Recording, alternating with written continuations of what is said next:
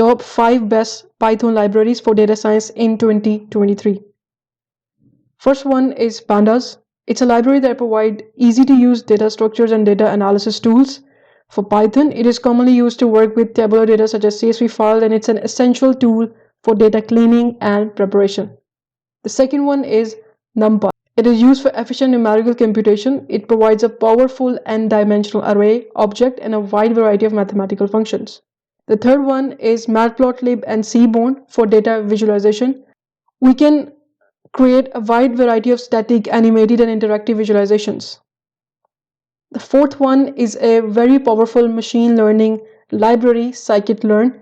It provides a wide range of algorithms for classification, regression, and clustering, as well as tools for model selection and evaluation. The fifth one is TensorFlow and PyTorch.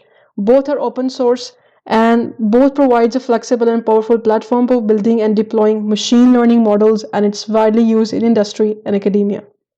Please subscribe eAcademy for making learning easy. Like and share.